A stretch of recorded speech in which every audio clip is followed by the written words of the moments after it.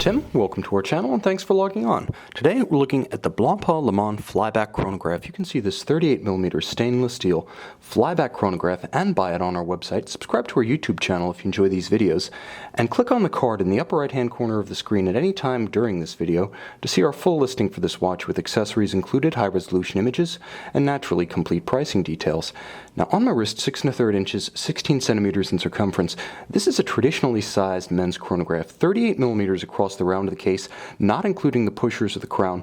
It has substantial wrist presence in spite of a very compact 48.5mm lug-to-lug measurement. So the watch definitely looks large, has visual signature that belies its essential size, and yet it's still quite slim on the wrist. This watch measuring only 11.5mm thick with a generously double-stepped bezel, it's easy to slide this versatile timepiece underneath the tightest of dress cuffs. Now, I say the watch has immense presence on the wrist because, quite simply, Blancpain doesn't set a line wrong on this watch. One of the best-kept secrets in high horology, these Blancpain Flyback chronographs are absolute gems. First of all, they look spectacular, and they fit a broad range of wrists. Now you can see my wrist being 16 centimeters. I'm nowhere near the lower limit to wear this watch with elegance, proportion, and comfort. I would say that down to about 14 centimeters even, you would be able to wear this watch with the same sense of security and proportion that I'm enjoying now. At the same time, on Blancpain's legendary X71 bracelet, I mean, you can see the tolerances between the links, the watch does feel very substantial, and it has the visual signature of a much larger piece, something along the lines of, I would say, even a conventional 41 or 42mm watch. It has that much charisma, that much presence, and on the wrist, that much heft. And this is in large part due to a bracelet that is one of the most celebrated in the industry. Let me showcase some of the highlights here. First of all, the finishing is exquisite. It's exactly what you would expect from a high horology house like Blancpain, a flagship of the Swatch company. And you can see that with satin finish down the center links, polish on the edges, and an incredible system of interlocking intermediate links, this is a very flexible and yet burly looking bracelet. In a lot of ways, it achieves the same flexibility you would get something on the Rolex 5-link Jubilee, while giving you the solidity and the masculine character of something like the 3-link Rolex Oyster bracelet. And of course, on the bottom, it is an ergonomic triumph having broad channels between links, so it will not pinch skin, it will not pull hair, and the watch features a beautifully polished double deployant. So again, if you have a smaller wrist, it doesn't have that one big up and over that you encounter on a single fold deployant that can pinch you down if you want to buckle the watch tight. No such occurrence here, and a very low profile partition when this is closed. Again, the only cue to the partition point being the double signature on the bottom. It doesn't have the tall profile of a Rolex Oyster clasp.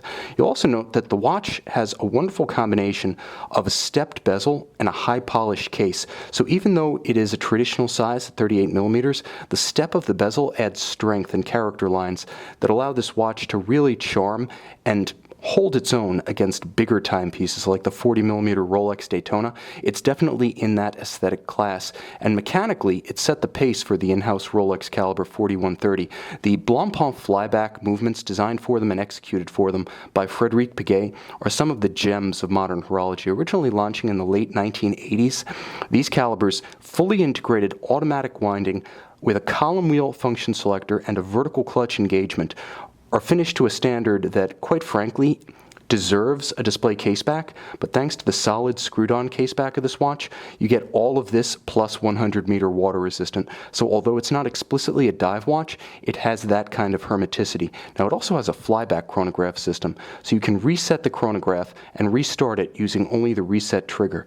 Now the dial is a special piece because it's broadly loomed, all of the numerals and the broadsword hands at center. So it's a very easy watch to read in low or no light conditions, and it's even loomed on the sub-registers. Now what I'm going to do here is I'm actually going to move the minutes hand out of the way so you can see the constant seconds and the almost completely hidden date window at 6 o'clock. I deliberately set it to 6 just to demonstrate how perfectly integrated it is. It's the definition of discrete. I like the practicality of a date. Not everyone likes the disruptive look of a date window on the dial, and this is a solution almost everyone can agree is beautiful because you only notice the date when you want it.